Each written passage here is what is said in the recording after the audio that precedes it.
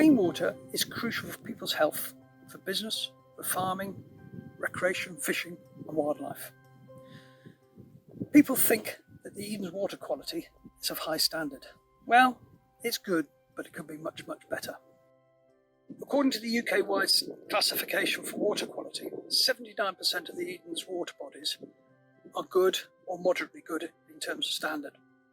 21% though are poor or bad condition. And the reason for that is because of phosphate and nitrate pollution. That comes from agricultural activities, but it also comes from poor wastewater treatment plants. The nitrates and phosphates enter the watercourse along with sediment. Together you get an algal growth which then dies, and as it dies it starves the water of oxygen. In doing so, invertebrates, fish and other wildlife die. There's an additional problem in that we get a lot of ammonia emissions from livestock, and that through rainfall deposits into the water and onto the land as well. Natural geology, vegetation are very effective at cleaning up some of this pollution. Peat bogs, trees, tall grass, scrub are very effective filters. They will remove some, but not all, of those nutrients for free.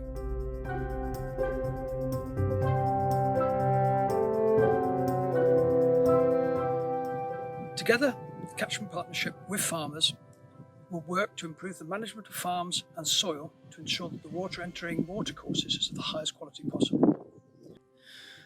We will look at ways of improving farm infrastructure, farm drainage, clean and dirty water separation, aeration of soils, as well as crops, wildlife crops around buildings and other crops, and also putting up vegetation buffer zones along the edges of rivers.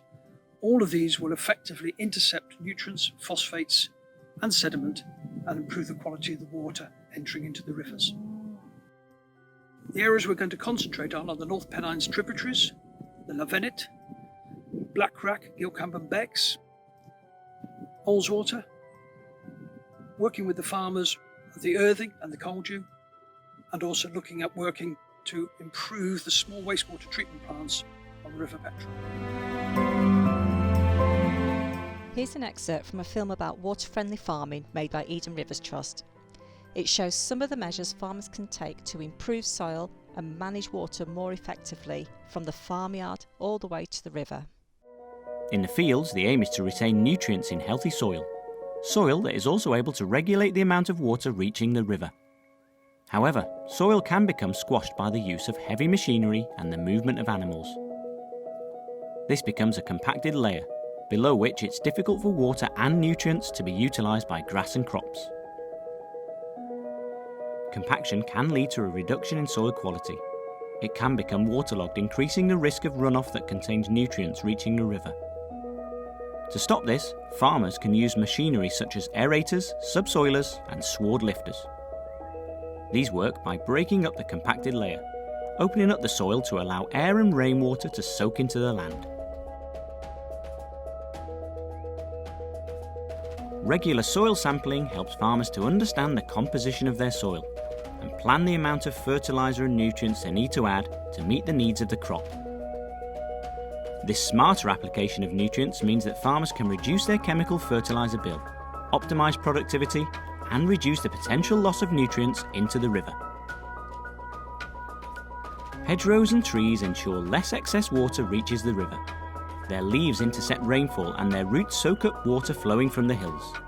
They also reduce soil erosion by protecting the soil and crops from the full impact of strong winds and rain.